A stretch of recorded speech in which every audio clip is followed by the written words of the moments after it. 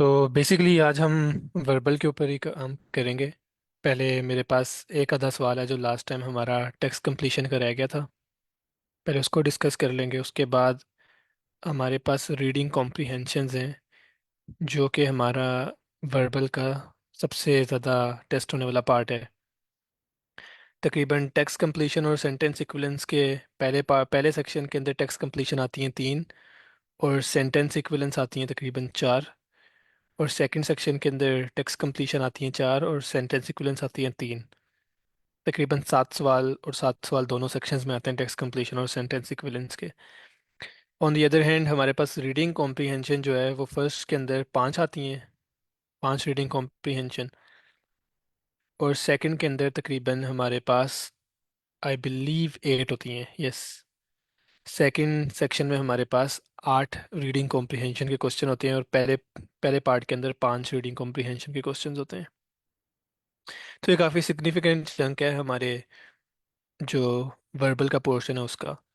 तो पहले हम एक टीसी की प्रॉब्लम डिस्कस कर लेंगे, उसके बाद हम फिर आरसी के ऊपर चले जाएंगे, और जो हमारे रिमेनिंग सेशंस होंगे जितने भी, वो मोस्टली इसी को डील करेंगे कि हमने आरसीज को कैसे हैंडल करना है। क्योंकि पर्सनली मुझे आरसीज रिलेटिवली इजी लगती हैं कंपेयर टू टेक्स्ट कंप्लीशन। क्योंकि कुछ ना कुछ बंदे को सेंस बन ही जाती है चीज़ों की, और इसमें ये नहीं होता कि हमने मल्टीपल ब्लैंक्स फिल आउट करनी हो। तो अगर बंदा तुक्के भी मार रहा है तो तुक्के के चांस भी ज़्यादा होते हैं। लेकिन एनीवेज हम डिस्कस करते हैं इनको।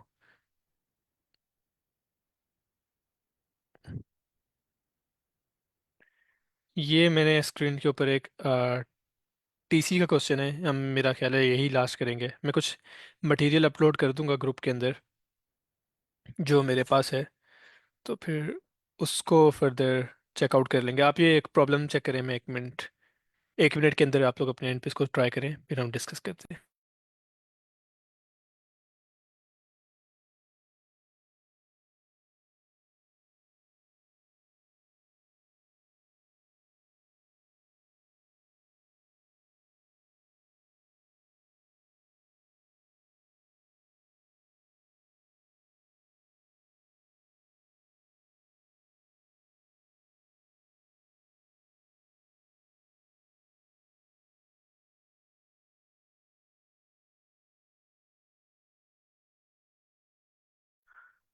आपने मुझे ये करना है आपने कि आपने ना अपना वर्ड मुझे प्रिडिक्ट करना है कि आपके ख्याल में इसमें क्या आएगा। शहजाद सर एहतशाम, आपने मुझे बताना है आपके आपको क्या लगता है कि हमारे पास इन ब्लैंक्स के अंदर क्या आएगा। बेशक वेगली, थोड़ा बहुत रैंडम गेस, गेस तो नहीं लेकिन एटलीस्ट कॉन्टेक्चुअल सेंस बना रहा हो। बेशक एग्जैक्टली ग्रामेटिकली करेक्ट ना भी हो, ताकि हमारी जो ये स्किल है ना कि हमने कॉन्टेक्स्ट इन्फॉर्मेशन से हम लोग ये डिटरमिन कर सकें कि कौन सा वर्ड मिसिंग है, ये भी थोड़ी पॉलिश हो जाए।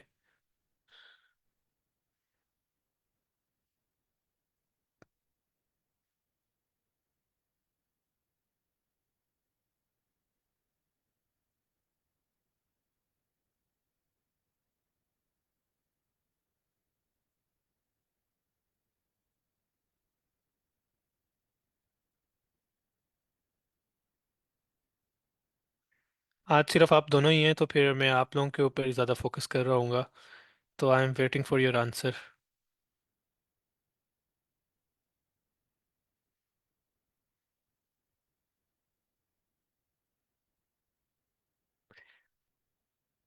अच्छा ये बता दें, आप लोगों ने इसको रीडिंग को, इसको पैरा इसको पढ़ लिया है, सेंटेंस को। मैं आंसर चॉइसेस फिर वो कर देता हूँ, विजिबल कर देता हूँ। यस। चलें, मैंने आंसर चॉइसेस कर दिए हैं। अब इनमें से मुझे बता दें आप, आपका क्या ख्याल है। और साथ रीज़न अगर दे सकें तो वो वेल एंड गुड होगा। बेशक रिटर्न में दे दें चैट में, या माइक अनम्यूट करके आप बता दें।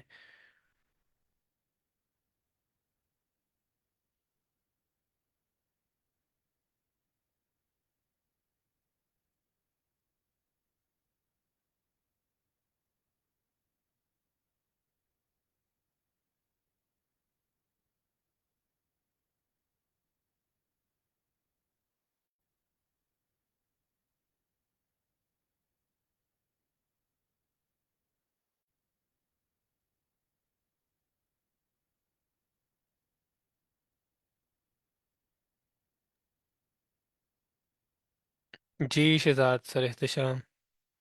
सर फर्स्ट वाली ब्लैंक में आई थिंक री इंटरप्रेट आएगा, क्योंकि वो जो सेकंड सेंटेंस उसमें बात कर रहा है कि American musical high culture has degenerated into a formulaic entertainment. ठीक है, सेकंड और थर्ड ब्लैंक में आपके मुताबिक क्या आएगा? शहजाद कह रहे हैं पहले का आंसर है ए बी। सेकंड ब्लैंक क्या होगी शहजाद? मेरी आवाज़ क्लियर है? यस सर, आपकी वॉइस क्लियर।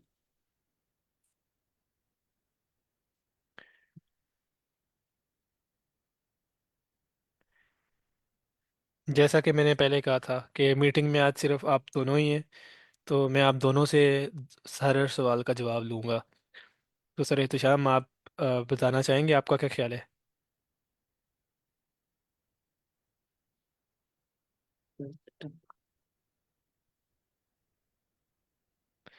सर एहतशाम कह रहे हैं सी ई आई।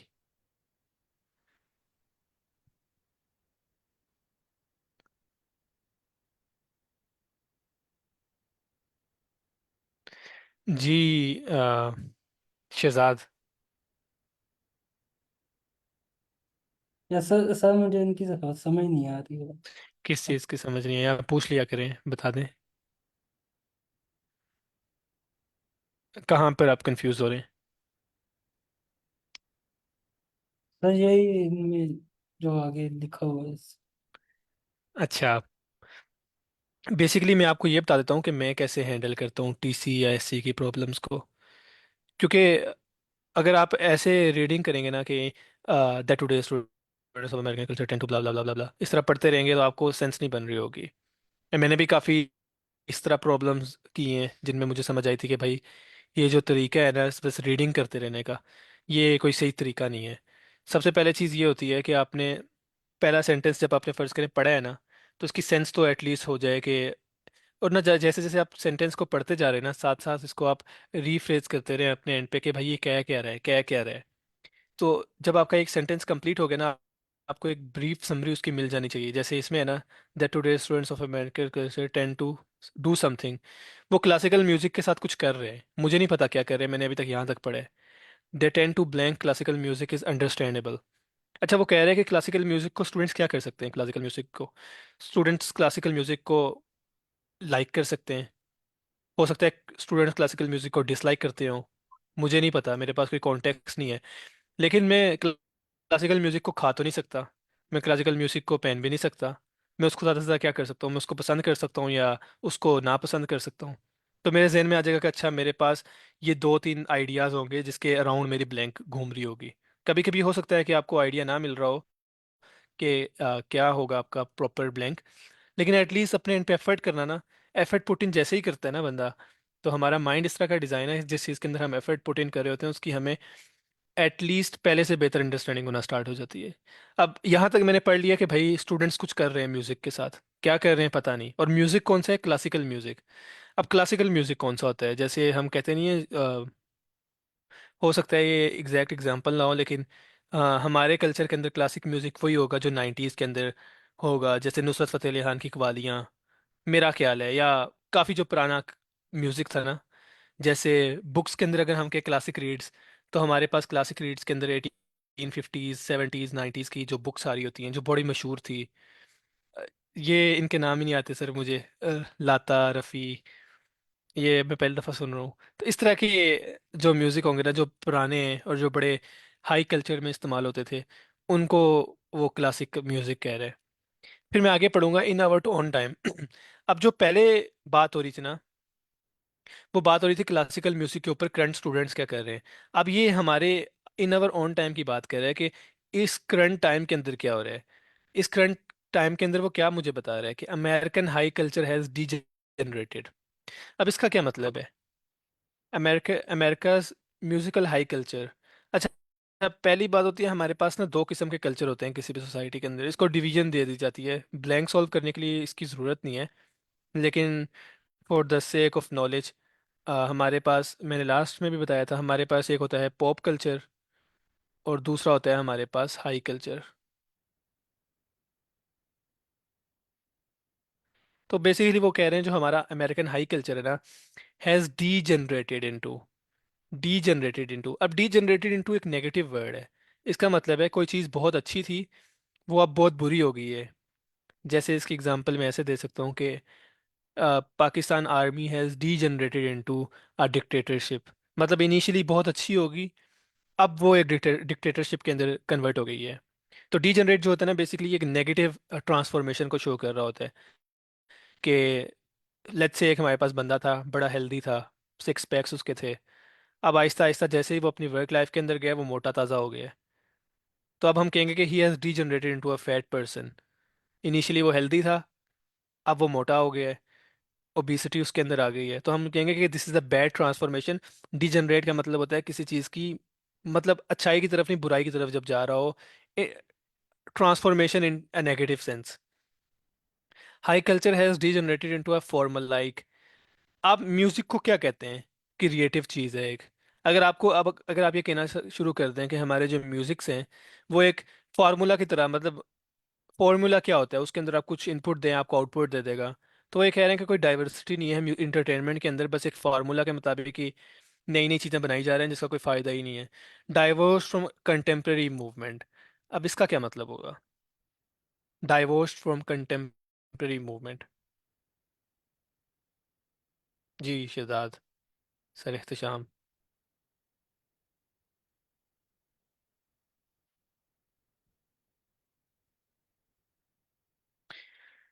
Basically divorce from the contemporary movement का यही मतलब है। पहली बात है, कंटेम्प्रेरी मूवमेंट्स कौन सी होती हैं? कंटेम्प्रेरी मोमेंट्स जो होते हैं, बेसिकली जो हमारे करंट मोमेंट होते हैं, कंटेम्प्रेरी मोमेंट की बात हो रही है। नहीं नहीं, कंटेम्प्रेरी नेगेटिव की सेंस में नहीं होता सर। कंटेम्प्रेरी होता है हाजिर में, जो इस वक्त हो रहा है। जैसे मैं कहूँ ना कि sir Ehtesham is my contemporary, is my contemporary. गलत लिखे हैं स्पेलिंग मैंने कंटेम्प्रेरी के, लेकिन एनीवेज, कंटेम्प्रेरी का मतलब होता है हम ज़माना, मतलब एक ही ज़माने के अंदर एग्जिस्ट कर रहे हैं। जैसे अगर हम फर्ज करें, एग्जांपल लेते हैं किसी रिसर्चर की, तो मैं कहता हूँ कि लेट्स से शहजाद एक रिसर्चर है, शहजाद ने एक पेपर पब्लिश किया है। तो मैं ये कह सकता हूँ कि Shahzad contemporaries does not approve Shahzad research. मतलब शहजाद के साथ, शहजाद के हम असर जो हैं, मतलब जो और रिसर्चर्स हैं इस ज़माने के, वो शहजाद के काम के साथ एग्री नहीं करते। तो कंटेम्प्रेरी मूवमेंट भी उस तरह यही होता है मोमेंट, कि हमारे पास जो हाजिर हाल के अंदर चीज़ें हैं। तो इसका बेसिक मकसद, मतलब यही है कि हमारे पास ना, इसको जैसे मैंने समझा था वो ये था कि हमारे पास म्यूज़िक एसोसिएट होता है हमारी करंट सिचुएशंस के लिहाज से। मतलब अगर आजकल, अगर आप जंगी हालात में होंगे, आपके गाने बड़े मुल्की जोशो वलवले के लिहाज से होंगे, जिसमें लोगों को उभारा जा रहा होगा, जैसे 1965 के गाने हैं, उस तरह के कोई गाने सुने बंदा, तो उसमें बड़ी मुहिब्बे वतनी के भाग जगा रहे होते हैं। लेकिन अगर पीस के टाइम की चीज़ें बंदा देखे तो वो टोटली डिफरेंट होती हैं। इस तरह हमारी जो एंटरटेनमेंट होती है ना, वो मोस्टली, वो कह रहा है कि पुराने वक्तों में वो लिंक थी, हमारे जो म्यूज़िक थे वो लिंक थे कंटेम्प्रेरी मोमेंट्स के साथ। लेकिन अब ऐसा नहीं है, अब वो डीजनरेट हो गए इनटू फॉर्मुलाइक लाइक एंटरटेनमेंट। आगे वो कह रहे हैं, thus to miss out on what our orchestras are up to is not blank much. अब वो कह रहे हैं कि हमारे पास ऑर्केस्ट्राज बेसिकली वो होते हैं, अगर आपने और मूवीज़ के अंदर जो, उसके अंदर ये होता है कि सिम्फनीज चल रही होती हैं हमारे पास, ऑर्केस्ट्राज, म्यूजिशियंस, आई गेस वो सिम्फनी चल रहे होते हैं पियानो के ऊपर, पता नहीं क्या, उसके ऊपर वो कह रहा है कि अगर हम उनको मिस भी कर दें तो कोई ज़्यादा हम लोग कुछ खो नहीं रहे। तो अगर हम कुछ खो नहीं रहे तो हमारे पास, इसका क्या मतलब है कि हमारी जो ऑर्केस्ट्राज है उनके अंदर कुछ इतनी अहम चीज़ है ही नहीं। अच्छा, इसके अंदर जो चीज़ अहम है ना, जो चीज़ हमने डिस्कस करनी है, वो अब आएगी। जब भी आपके पास जीआरई के अंदर दो पीरियड्स का जिक्र हो रहा होगा ना, कि एक पीरियड में ये हो रहा था, दूसरे में ये हो रहा है, तो हमारे पास हमेशा कॉन्ट्रास्ट ड्रा करेगी जीआरई। जैसे अब हमारे पास ना वो लास्ट सेंटेंस के अंदर कहती है in the late late gilded age. ये किसी पुराने वक्तों की बात कर रही है। Music was widely esteemed as a queen of arts. यहाँ पर वो बात कर रही है पास्ट टाइम की, गिल्डेड एज की। अब वो गिल्डेड एज के बारे में मुझे बता रहा है कि हमारे पास जो म्यूजिक था ना वो क्वीन ऑफ द आर्ट्स था। अब अगर मैं आज के ज़माने की बात करूं, टुडे, टुडे के बारे में क्या होगा? आज क्या है?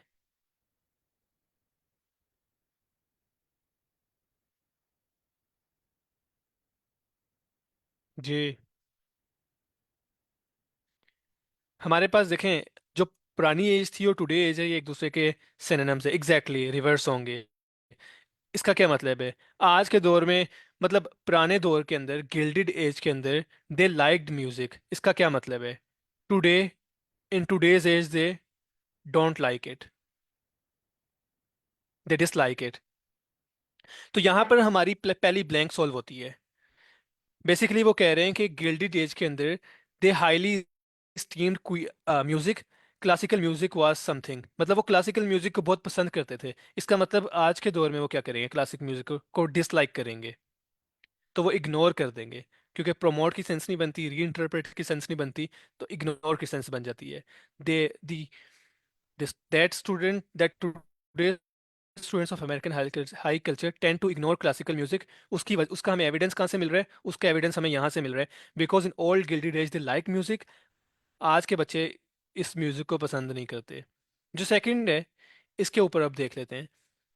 यहाँ पर वो कह रहे हैं कि हमारे जो ऑर्केस्ट्राज हैं, हमारा जो इंटरटेनमेंट है, वो टोटली डाइवोर्स है, हम टोटली डिफरेंट है हमारी कंटेम्प्रेरी मोमेंट से। तो आगे वो बात कर रहे हैं, to miss out on what our orchestras are up to is not much to sacrifice. हम कुछ खो नहीं रहे अगर हम उनको ना भी सुने। अप्रिशिएट इसलिए नहीं होगा कि अप्रिसिएशन उस वक्त होती है जब आप किसी जगह फिजिकली प्रेजेंट है और आप उसको एटलीस्ट सुन के अप्रिशिएट करते हैं। मतलब मैंने सुनी है आपकी स्पीच या आपका कोई पॉइंट, उसके बाद मैं डिसाइड करूंगा कि आई लाइक इट और आई डोंट लाइक इट। एक तरफ वो कह रहा है कि अगर ना भी जाएं, अगर उनको बिल्कुल ही छोड़ दें, तो कोई फर्ज ही नहीं है, हम कुछ खो नहीं रहे, क्योंकि उसमें कुछ हमें बताया नहीं जा रहा। और तीसरी ब्लैंक ऐसे ही है, सेंट्रली एम्बेडेड इन। उसकी वजह यह है कि हमारे पास यहाँ पर उन्होंने क्या है कि music was highly esteemed as queen of arts. इसका मतलब है वो उसको बहुत पसंद करते थे, तो वो उनके कल्चरल का इंपॉर्टेंट पार्ट था। आ, मेरा ख्याल है कि काफ़ी मोनोटोनस सी हो गई थी डिस्कशन, लेकिन समझ आ गई है जो बेसिक आइडिया था उसकी। Yes sir. अ, अच्छा, अब हम जाएंगे रीडिंग पैसेजेस की तरफ। जैसे मैंने इनिशियली कहा था कि हमारे पास ये टेस्ट का वर्बल का सिंगल मोस्ट इम्पोर्टेंट पार्ट है, क्योंकि टीसीज हमारे पास ओवरऑल 7 आती हैं, एससीज हमारे पास ओवरऑल 7 आती हैं, लेकिन रीडिंग कॉम्प्रिहेंशन के जो क्वेश्चन होते हैं वो अकेले 13 होते हैं। तो अगर हमारे ये रीडिंग कॉम्प्रिहेंशन के क्वेश्चंस अच्छे हो जाएं, तो हमारा जो वर्बल का स्कोर है वो बेहतर हो जाएगा। और मैंने नोटिस किया अपने एंड पे कि हमारे पास ना हम टीसी और एससी से बेहतर रीडिंग कर लेते हैं। उसकी रीज़न ये है कि हम रीडिंग में थोड़े बहुत इंगेज हुए होते हैं बचपन से।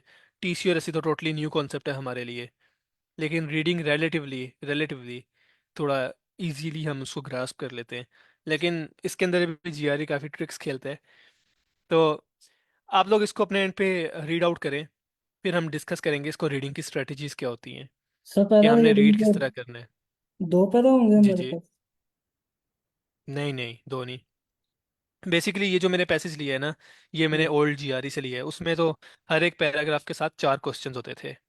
लेकिन अब के जीआरई के अंदर ये होता है कि आपके पास हो सकता है 4 लाइनें लिखी आ जाएं किसी क्वेश्चन के साथ, हो सकता है किसी क्वेश्चन के साथ 2 लाइनें लिखी आ जाएं, और एक क्वेश्चन होता है पहले सेक्शन के साथ जिसके साथ 2 से 3 क्वेश्चन होते हैं, बाकी सारों का एक एक क्वेश्चन होता है। हाँ। तो प्रैक्टिस मटेरियल के लिए ओल्ड जीआरई बेस्ट है, इसलिए हम ओल्ड जीआरई से स्टार्ट करेंगे और रेलिवेंट क्वेश्चन करेंगे। आज हमारा जो मेन पॉइंट है वो है बेसिक मेन आइडिया गेट करना। अगर मैं आपसे पूछता हूँ कि ऑथर ने ये पैराग्राफ क्यों लिखा था, तो आप मुझे बता सकें कि इस वजह से लिखा था, और आपने मुझे एविडेंस जो देना है वो पैराग्राफ के अंदर से देना है कि मैं फ़लाँ लाइन को पॉइंट आउट कर रहा हूँ, फ़लाँ लाइन को पॉइंट आउट कर रहा हूँ, इसकी वजह से मैं कह रहा हूँ कि मेरा मेन आइडिया ये है। 2 मिनट या 3 मिनट अपने एंड पे ले लें, इसको रीड आउट करें, वर्ड फॉर वर्ड नहीं रीड करना, हमसे ये एक्सपेक्ट नहीं किया जाता कि हम उसकी कोई समरी देंगे। हमें बेसिक स्ट्रक्चर का पता होना चाहिए। हम इस चीज़ को भी डिस्कस करते हैं। ये मैंने इनिशियली ही कोई इजी पैसेज नहीं रखा हुआ, इस शुरू से ही मैंने थोड़ा टफ पैसेज रखे हैं ताकि हमें थोड़ा आइडिया होना स्टार्ट हो जाए कि किस लेवल के जाएंगे ये पैसेजेस। तो 2 से 3 मिनट ले लें, फिर इसको हम डिस्कस करते हैं।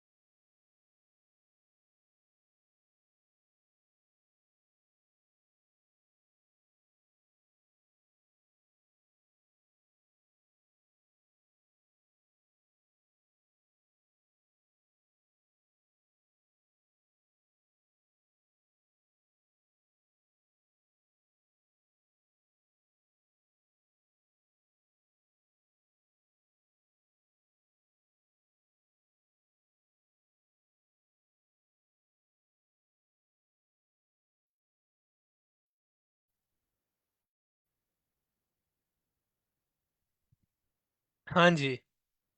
तो शहजाद सर इख्तिशाम।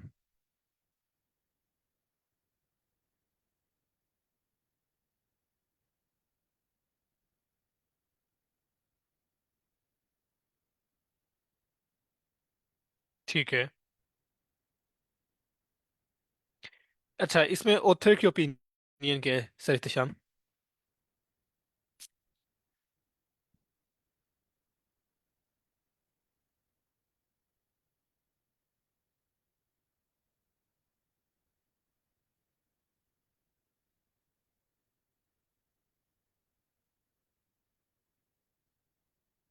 जी शहजाद,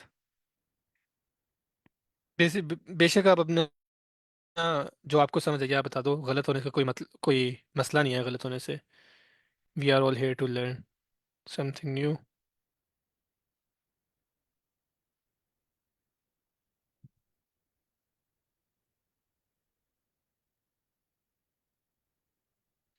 अच्छा, आप मुझे ये बताओ कि आप रीड कैसे कर रहे हैं, both of you.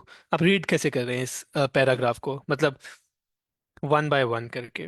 One by one कैसे करके, वन बाय वन आप पहली लाइन पढ़ते हैं, फिर फौरन नेक्स्ट लाइन। ठीक है। Word by word full paragraph. Word by word जो सेंस बनाने की कोशिश करते हैं वो कैसे करते हैं? कि आप ये पढ़ते हैं, अच्छा इनिशियली का क्या मतलब होगा, इनिशियली पहले की बात हो रही है। Walk me through your process, मतलब मैं जानना चाह रहा हूँ कि फिर हम उसके लिहाज से फर्दर इसको एक्सप्लेन कर सके सेंटेंस पर करके। ठीक है। तो बेसिकली ये है ना कि अच्छा शहजाद, आपने अपनी ओपिनियन नहीं दी। आपका क्या ख्याल है इसका मेन आइडिया क्या है, सेंट पार्ट का, इस पूरे पैराग्राफ का मेन आइडिया क्या है? अगर मैं आपसे ये पूछूं कि ऑथर ने ये पैराग्राफ क्यों लिखा था, तो आप मुझे क्या बताओगे? सर मुझे कुछ समझ नहीं है इसकी इतनी खास। कुछ समझ नहीं आई? बिल्कुल भी नहीं आई कि थोड़ी सी आई है? थोड़ी बहुत आई है और बात वो इतनी। थोड़ी बहुत समझ के है। ये वो कोई रोमांस की बात कर रहा था और इंडिपेंडेंस की बात कर रहा था। सॉरी, इंडिपेंडेंस नहीं है, ऊपर लिखा हुआ था। ठीक है। बेसिकली इसका लेना सबसे पहले तो ये है कि हमारे कैसे पास इंडिपेंडेंस? ना हमने, जी जी, थ्योरी मेरा ऑफ। ना असल में इंटरनेट थोड़ा, हाँ, मेरा ना असल में इंटरनेट थोड़ा ब्रेक हो गया था, आप दोबारा रिपीट करना। हेलो, मेरी आवाज़ क्लियर है? सर मैं। जी जी, आप ओके। मीटिंग में हम सिर्फ तीन लोग हैं आज। सर एहतशाम, मैं और आप। सर सर मैं ये एहतशाम कह रहा हूँ ज़्यादातर। इसमें रेलेवेंस की कोई बात हुई और थ्योरी ऑफ इंडिपेंडेंस की कोई बात चल रही है, बस इतना मुझे समझ आया। अच्छा, सर एहतशाम कह रहे हैं order doesn't affect the weightage of work. ठीक है, चलिए हम इसको डिस्कस करते हैं।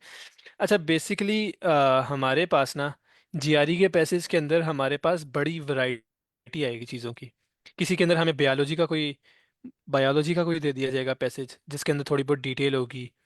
हमारे पास एक पैसेज है ओल्ड जीआरई के अंदर भी है, रेट्स से रिलेटेड, लिवर ट्रांसप्लांट से रिलेटेड।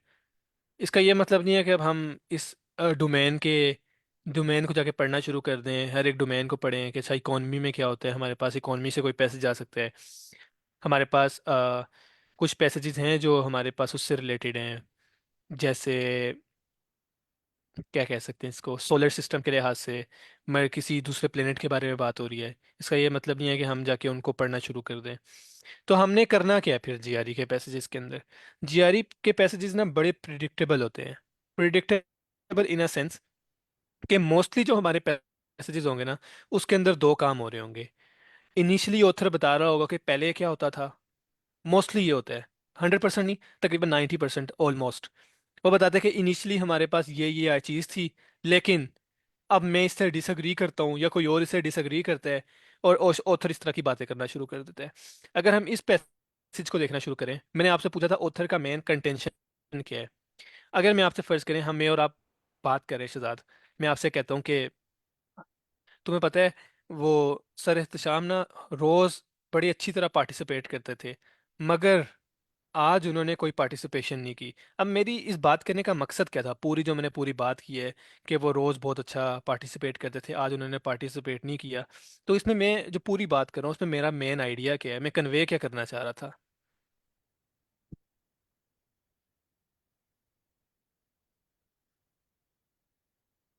You there?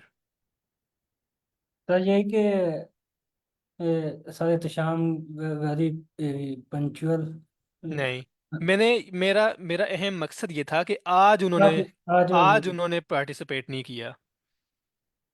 ठीक है, अगर मैं कहता हूँ ना, normally Shahzad works very hard but today, अब इसके बाद क्या आना चाहिए?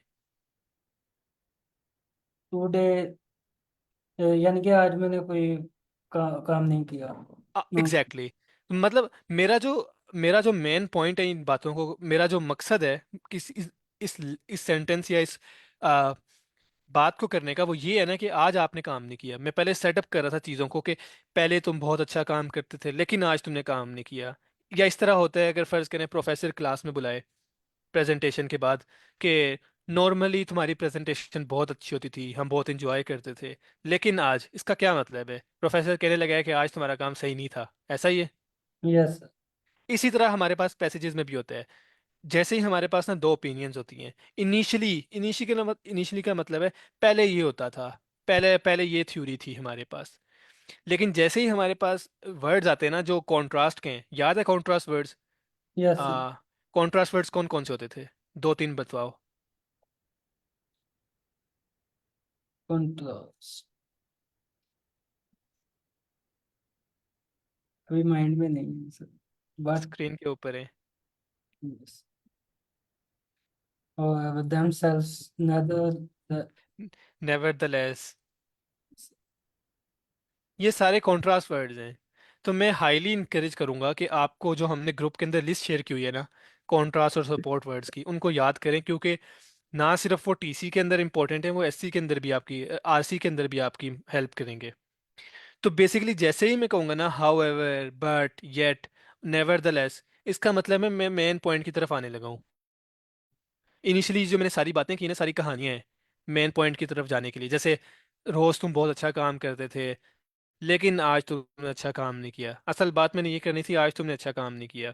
लेकिन वो पहले मैंने सारी चीज़ों का सेटअप किया है, कहानी शहानी बनाई है मैंने, कि नॉर्मली तुम्हारा काम बहुत अच्छा था, बड़ा मज़ा आता था तुमसे बात करके, तुम्हारी पार्टिसिपेशन बहुत अच्छी थी, लेकिन आज तुमने सही काम नहीं किया। तो इधर भी ऑथर यही कर रहा है। नॉर्मली एक इनिशियली पहले की थ्योरी बता रहा है, इनिशियली ऐसा होता था, वैसे होता था। फिर यहाँ पर आके कहता है it was however disagreeable to find. यहाँ पर ऑथर असल बात कर रहा है कि it is disagreeable to find that what has been part of as one book was now 8 books. और यहाँ पर आकर वो बात करता है, nevertheless even after lengthy consideration of theories defined but legitimate observation, one cannot avoid the conclusion that 8 romances are one work. अब आप मुझे बताओ कि ऑथर असल में बात क्या करना चाह रहा था। इनिशियली उसने कहा है कि Mallory's 8 romances are thought to be fundamentally unified were in fact 8 independent works. Basically Malory ना कोई बंदा है या बंदी है, उसने कोई 8 किताबें लिखी हैं आई बिलीव।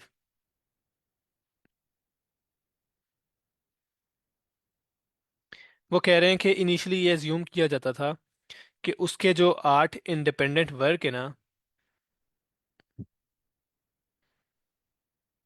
अच्छा इनिशियली ये अज्यूम किया जाता था देवर यूनिफाइड, वो एक साथ हैं। Were in fact 8 independent works produce both a sense of relief and unpleasant shock. मतलब अनप्लेजेंट शॉक का क्या मतलब है, कि ये चीज़ एक्सपेक्टेड थी। अगर एक चीज़ अनएक्सपेक्टेड हो तो उसके ऊपर शौक होता है, राइट। लेकिन अगर एक चीज़ एक्सपेक्टेड थी तो हमारे पास उसके अंदर कोई शौक नहीं होता। तो अगर वो कह रहे हैं ना एक चीज़ अनप्लेजेंट शौक है, इसका मतलब वो नॉर्मल थी चीज़। जैसे पाकिस्तान के अंदर डिक्टेटरशिप अनप्लेजेंट शौक है, मतलब हमें पता है अगर किसी डेमोक्रेटिक कंट्री के अंदर ये काम हो जाए तो वहां पे ये शौक होगा कि हमारी मिलिट्री ने ये क्या कर दी है। लेकिन अनप्लेजेंट शौक वहां पे आता है जहां पर पता है कि भाई एक हो रहा है काम।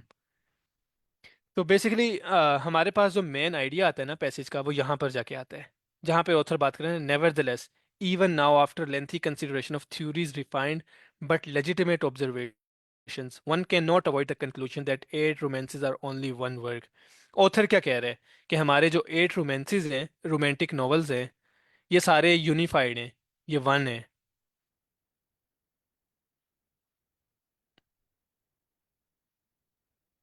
यहाँ तक समझ आइए।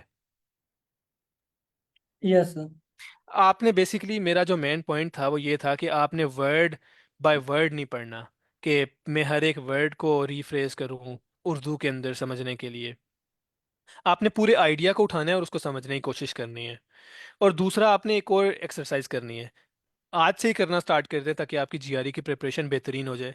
इसको कहते हैं बेसिकली रीफ्रेजिंग।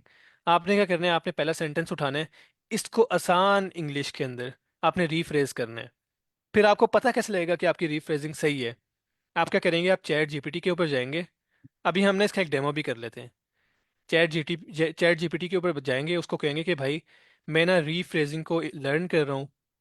मैं क्या करूंगा, मैंने तुम्हें पूरा पैराग्राफ प्रोवाइड कर दिया है, अब मैं तुम्हें सेंटेंस बाय सेंटेंस रीफ्रेजिंग दूंगा, तुमने मुझे बताना है कि मेरी रीफ्रेजिंग एक्चुअल पैराग्राफ को कैप्चर करती है कि नहीं, एक्चुअल जो पॉइंट इसके अंदर था क्या उसको कैप्चर करती है कि नहीं मेरी रीफ्रेजिंग। आपने चैट जीपीटी से बात करनी है, क्योंकि हमारे पास 1 to 1 ट्यूटरिंग के ऑप्शन तो है नहीं कि हम हमारे सामने कोई ट्यूटर बैठा हो जिसको हम एक्सप्लेन करें, वो हमें फ़ौरन गाइड कर दे कि तुम्हारी जो अंडरस्टैंडिंग थी ये सही थी या गलत थी। तो चैट जीपीटी इस लिहाज से हमारे लिए ब्लेसिंग इन डिस्गाइज है। आपने क्या करना है आज से ही, कि कोई एक पैराग्राफ ले लिया और उसको पढ़ना शुरू कर दिया, और आपने पैराग्राफ वो यूज़ करने हैं जो ईटीएस के मटेरियल के अंदर हैं। जैसे बिग बिग बुक के अंदर जाएं आप, बिग बुक के अंदर से आप पैसेजेस लेना स्टार्ट कर दें, फिर उनको पढ़ना स्टार्ट कर दें। और आपने डिस्कशन करनी है चैट जीपीटी से कि मेरा ये ख्याल है कि इस पैराग्राफ का मेन आइडिया ये है, और इस सेंटेंस के ऊपर मैं जाके कह रहा हूँ कि मेरा मेन आइडिया इस सेंटेंस की वजह से मैं ये कह रहा हूँ कि ये मेरा मेन आइडिया है। तो बेसिकली ऑथर इस पूरे पैराग्राफ का मकसद क्या था ऑथर का, कहना, उसने इनिशियली पहले हमारे पास ट्रेडिशनल व्यू दिया है, फिर उसने कहा कि लोग इसको समझते थे एक वर्क नहीं है, मल्टीपल वर्क्स हैं। लेकिन एंड पे आके वो कहता है, even after lengthy consideration of theories defined, one cannot avoid that the conclusion that 8 romances are only one work.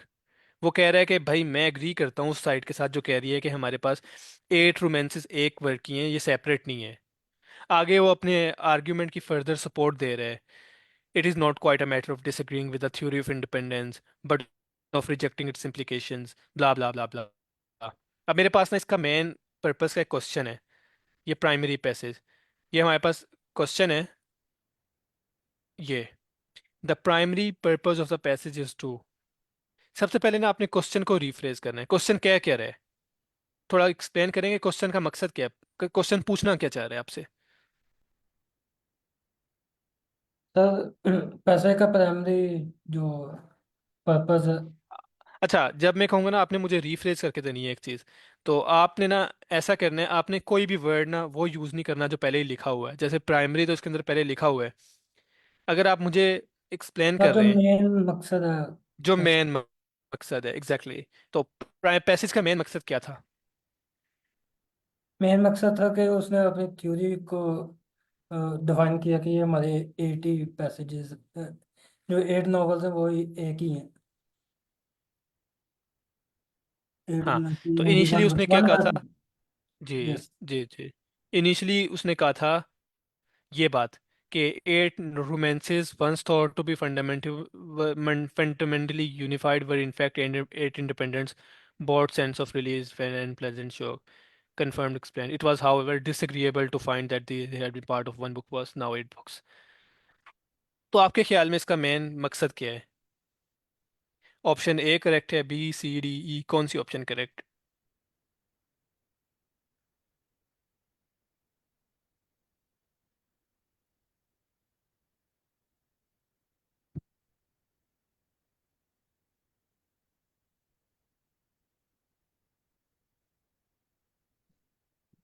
Sir Ehtesham कह रहे हैं सर एहतशाम कह रहे हैं ई।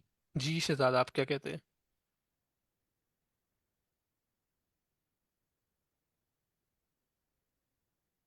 यस सर, ई कंट्रोडिक्शन कोई वो डिनाई कर रहा है। अच्छा, अब मैं आप लोगों से क्वेश्चन पूछूंगा, आपने मुझे आंसर देना है, ठीक है। अच्छा, अगर उसने कहा है ना कि आप कह रहे हैं ई इसका करेक्ट आंसर है, तो आप पूरे पैसेज के अंदर मुझे कोई एक्यूजेशन दिखाएं जिसको ऑथर ने डिनाई किया हो, कहीं पर किसी ने कोई इल्ज़ाम लगाया हो जिसको ऑथर ने डिनाई किया है। एक्यूजेशन का तो यही मतलब होता है ना कि किसी ने आपको ऊपर ब्लेम किया है, someone accused you of something, और आप उसको उसका आंसर दे रहे हैं। द तो पर्पस पूरे guiding for the future argument I think. नहीं नहीं, अब वैसे नहीं होता, आपने ई करेक्ट ऑप्शन दे दी है, आप मुझे पॉइंट आउट करेंगे पैसेज के अंदर कि कहाँ पर एक्यूजेशन है, कहीं पे नजर आ रही है। Sir Ehtesham Shahzad, no, no sir. No accuse, तो एक्यूजेशन नहीं हो सकता आंसर। अच्छा, ये बताएं क्या उसने इसकी बात की है, stipulate condition for acceptance of N interpretation. उसने कोई कंडीशन दी है कि अगर ये चीज हो तो मैं इस थ्योरी को एक्सेप्ट करूंगा वरना मैं इसको एक्सेप्ट नहीं करता। नो सर नो, इसकी। थ्यू सी डी भी गलत। C, propose guideline for future argument, क्या उसने ये कहा है कि फ्यूचर में ऐसे आर्ग्यूमेंट निकल सकते हैं इसके बारे में। नो, ये भी बात नहीं हुई। ये भी बात नहीं, हमारे पास तो बात ये हो रही है कि भाई पहले ये वो इसको आर्ट को अलग कंसिडर करते थे। इनिशियली ये था कि ये आर्ट को यूनिफाइड समझते थे, फिर उन्होंने कहा कि आर्ट डिफरेंट है। अब मैं कह रहा हूँ कि आर्ट नहीं भाई, आर्ट एक ही नॉवल है, और मैं एग्री करता हूँ जो मेरे पास इनिशियल हाइपोथेसिस था उसके साथ। अच्छा, बी जो ऑप्शन है, summarize system of general principles, क्या ये भी नहीं ये सर। करेक्ट है। कहीं पर नो। उसने समरी दी हुई है जनरल प्रिंसिपल्स की। No sir. तो बाय डिफॉल्ट हमारे पास ए आंसर बनता है इसका। Discuss the validity of hypothesis, अब मैं इसको डिफेंड कर सकता हूँ, अगर आप मुझसे पूछे ना कि सर आपके पास एविडेंस क्या है इसका, तो मैं ये कह सकता हूँ कि देखें, इनिशियली उसने बताया कि हमारे पास Malory's eight romances once thought to be fundamentally unified, मतलब इनिशियली उनको सोचा जाता था कि वो यूनिफाइड है। मतलब इनिशियली सोचा जा रहा है कि आठ जो सेपरेट नॉवेल्स हैं वो एक वर्क है। एंड पे ऑथर आके क्या कह रहे हैं, one can not avoid the conclusion that eight romances are only one word. क्या ये सेम बात नहीं है कि वो शुरू में कह रहा है कि आठ यूनिफाइड काम एक ही है और एंड पे आके वही बात दोबारा कर रहा है। क्या ये चीज़ सेम नहीं है। यस। तो इनिशियल हाइपोथेसिस यही था ना कि हमारे पास इनिशियल जो सबसे पहला हाइपोथेसिस था वो ये था कि eight works were suppose to be unified. ये पॉइंट क्लियर है। Yes sir. वंस अगेन मैं दोबारा ये कहूँगा कि मैं जितना मर्जी एक्सप्लेन करूँ, आप रीडिंग कॉम्प्रिहेंशन के अंदर उस वक्त तक बेहतर नहीं होंगे जब तक आप इसको खुद नहीं करेंगे। तो आप लोग क्या टेक्स्ट कंप्लीशन सेंटेंस इक्विवेलेंस की प्रैक्टिस कर रहे हैं आजकल? वो सर ज़्यादातर उसे जो मदर फॉन्ट सेक्शन से टाइम देखते हैं। अच्छा, क्वांट की तरफ ज़्यादा फोकस है। यस। हम्म। सेंस भी बनती है। चलें, सिर्फ ना 2 मिनट में हमने इसको करना है, जल्दी जल्दी फिर हम लोग डिस्कशन कर लेंगे। और ये एक और पैसेज है। आज हम जितने भी क्वेश्चंस करेंगे ना वो प्राइमरी पर्पस के होंगे, कि इस पूरे पैसेज का प्राइमरी पर्पस क्या है लिखने का। वंस अगेन मैं आपको दोबारा वही बात करूंगा कि आपने ना फोकस करना है कॉन्ट्रास्ट वर्ड्स के ऊपर जो आपके आइडियाज को लिंक कर रहे होते हैं। उधर से आपको बड़ी इंफॉर्मेशन मिलेगी।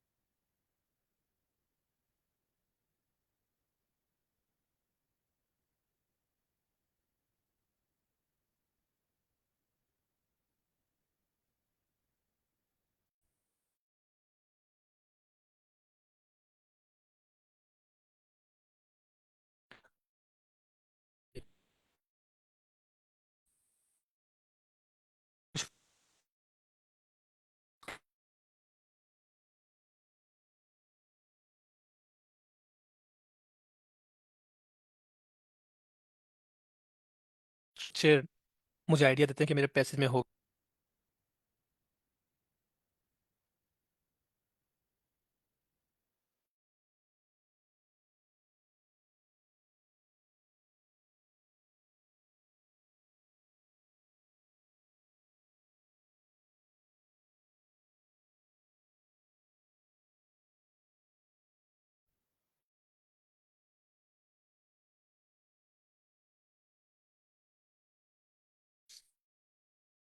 तो सर एहतशाम यही है।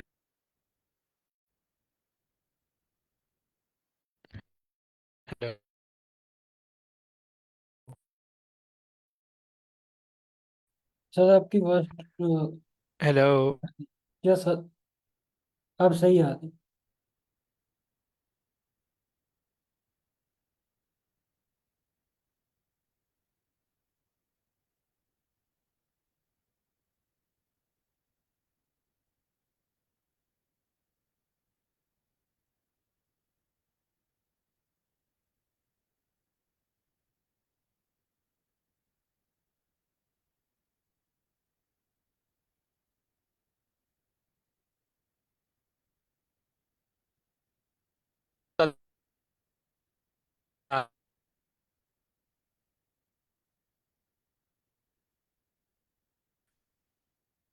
सर आपकी वॉइस कट रही है।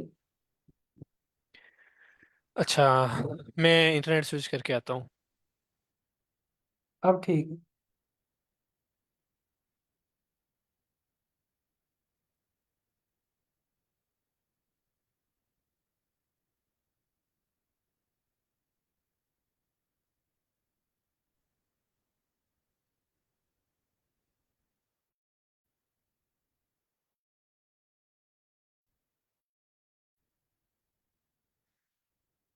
हेलो।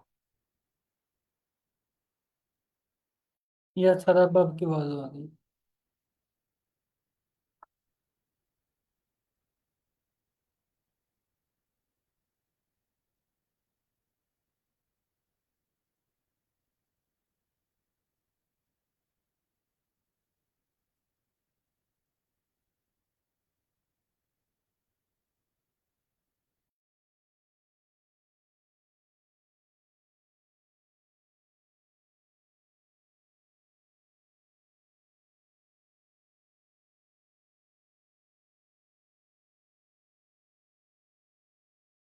हेलो, मेरी आवाज़ आ रही है? यस। अच्छा, मैं ये पूछ रहा था कि आ, इसका मेन पर्पस क्या होगा पीछे?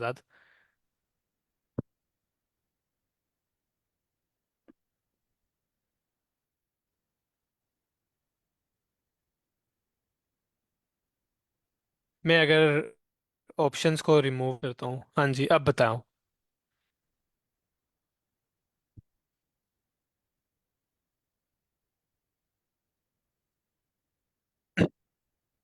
हाँ जी।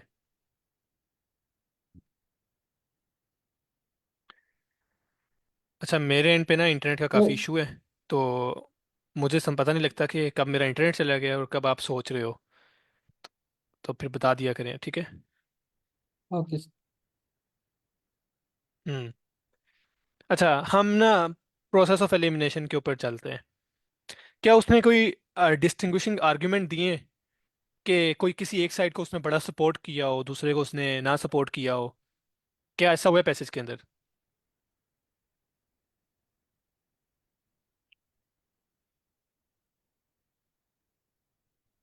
आप क्या सोचते हैं सर एहतशाम?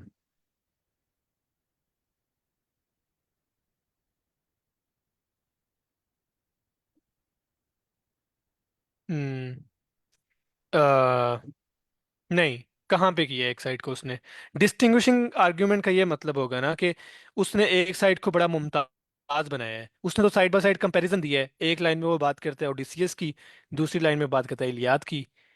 तो उसने किसी एक साइड को तो नहीं सपोर्ट किया ना, उसने तो दोनों साइडों के आर्ग्यूमेंट्स दे दिए हैं।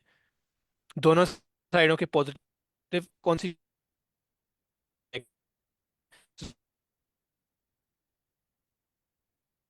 एक सर आपकी वॉइस कट रही है।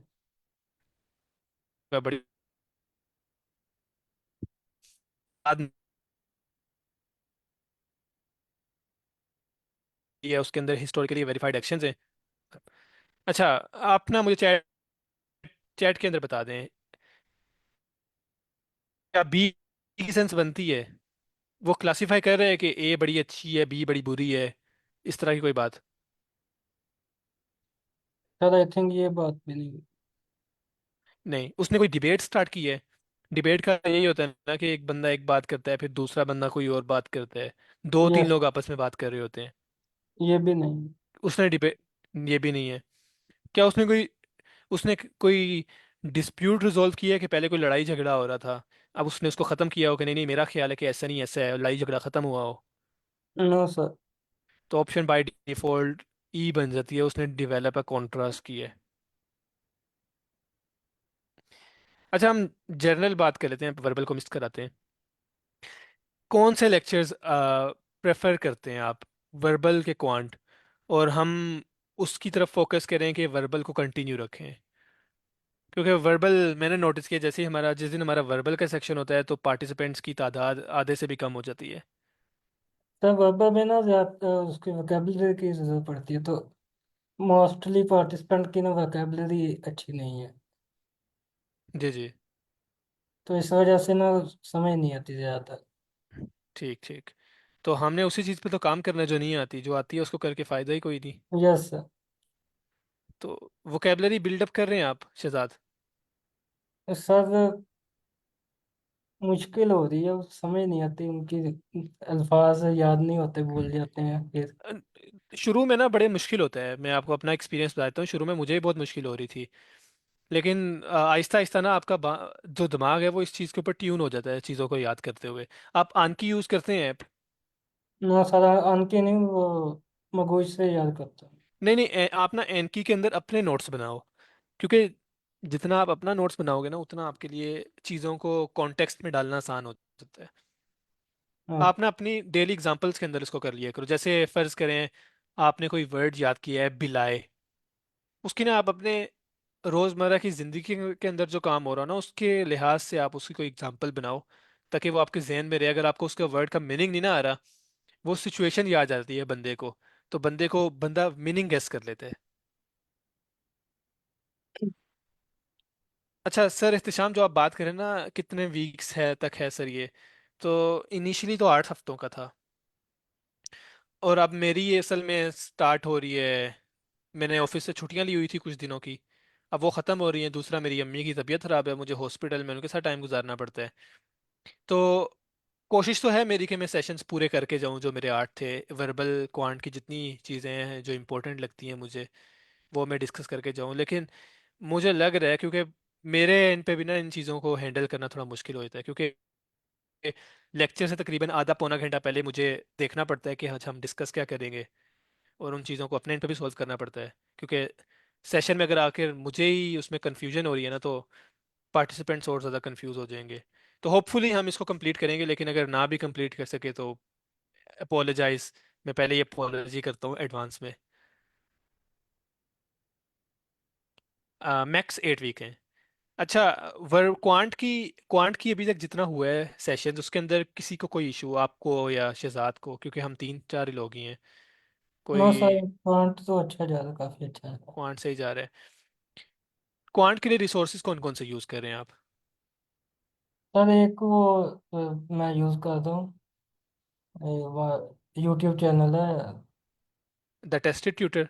यस सर, वो ठीक एक है। वो तो वैसे मैं अभी बुक्स की तरफ तो नहीं आया हूँ, वैसे ही ऐसे या हाँ, उस ठीक चैनल ठीक। से करता हूँ तैयारी, और या सेशन। आप आप करते क्या हो, मतलब जॉब कर रहे हो, पार्ट टाइम स्टूडेंट हो? नहीं, मेरी ग्रेजुएशन हो गई। मैं फुल टाइम में इसी की तैयारी कर रहा हूँ अच्छा, अब्रोड के लिए। मैं आपको पता है क्या रेकमेंड करूंगा? Yes sir. I would highly recommend कि आप ग्रेग मैट की सब्सक्रिप्शन ले लो। हाँ। जो चीज़ मैं कह रहा हूँ ना, जो चीज़ मैं पढ़ा रहा हूँ, मैं भी इधर से ही पढ़ता हूँ। ओके। तो जो आपको मटेरियल यहाँ पे मिलेगा ना, क्योंकि जीआरई बहुत महंगा है, 60,000 रुपया। मतलब आग में झोंकना नहीं ना, हमने तो पढ़ के देना है टेस्ट। यस तो सर। टू बी ऑनेस्ट, हम 1 घंटे के अंदर वो चीज़ नहीं कवर कर सकते जो होनी चाहिए। 1 घंटे के अंदर हम ये हो सकता है कॉन्सेप्ट्स डिस्कस कर लें, लेकिन अगर आपको एक रोड मैप चाहिए, हाँ ये मनी कॉस्ट करेगा। ये अराउंड मेरा ख्याल है $5 या $7 है पर मंथ। लेकिन अगर आप यस चाहते हो ना सर। वैल्यू फॉर मनी मिले आपको, तो ऑनेस्टली ये प्लेटफॉर्म बेस्ट है। Okay sir. सर एहतशाम, मैं आपको भी कहूँगा कि आप इसको ज्वाइन करें, क्योंकि मेरा ख्याल है कि आप भी जॉब करते हैं, तो $5 आप आसानी से मैनेज कर लेंगे। $5 या $7, 2,000 बनता है शायद, एक दिन नहीं बाहर सर, खाना ये ना कोई खाएं। अमाउंट नहीं है। हाँ, लेकिन जो आपको वैल्यू फॉर मनी मिलेगी ना आपकी जीआरई की प्रिपरेशन के लिए, तो वो आपको कहीं और नहीं मिलेगी, ना ईटीएस की बुक्स के अंदर, ना कहीं पर। ये बंदा बेसिक से लेकर स्टार्ट करता है, आपकी सारी फाउंडेशन बिल्ड करता है। आप ना इंटरनेट के ऊपर जाकर लिखें ग्रेगमैट, gregmat.com।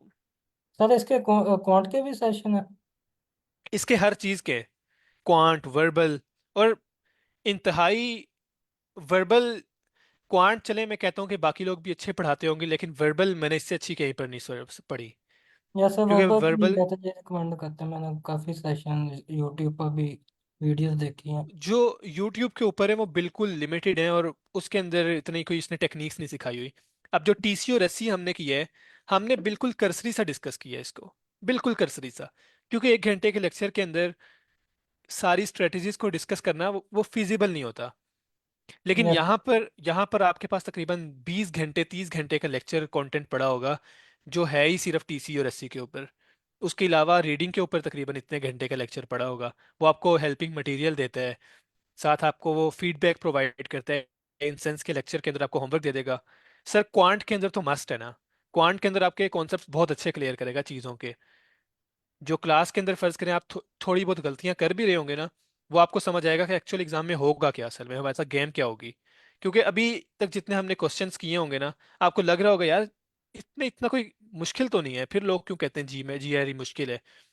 जब आप इस प्लेटफॉर्म को ज्वाइन करेंगे ना, जब आप इसके क्विजीज और टेस्ट वगैरह देंगे, तो आपको थोड़ा आइडिया होना स्टार्ट हो जाएगा कि भाई असल में गेम क्या करता है। GRE वर्डिंग के अंदर इतना घुमाएगा हमें कि हमें कॉन्सेप्ट ही भूल जाएगा। तो हाईली रिकमेंडेड है आप इसको ज्वाइन करें और इसके ऊपर फोकस करें। क्योंकि 1 घंटे का जो लेक्चर है ना ये हमारा, ये कट नहीं करता, प्रेपरेशन को बिल्कुल सेटिस्फाई नहीं करता। सर इसमें दो मंथ्स में हो जाएगी तैयारी क्योंकि मैं फरवरी हाँ, तक ना प्लान कर रहा हूँ DRE दे दो। होपफुली हाँ इंशाल्लाह हो जाएगी। लेकिन ये है ना, आपको मेहनत करनी पड़ेगी। यस।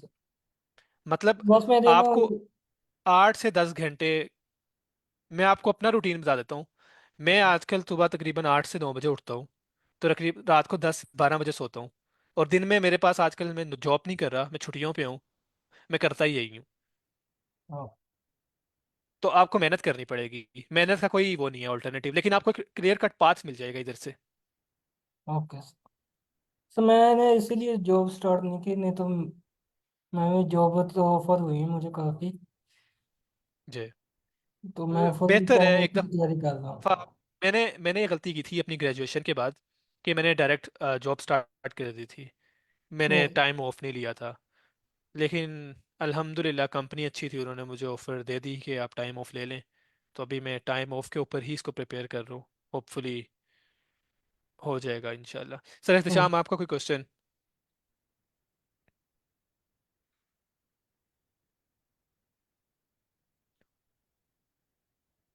नो।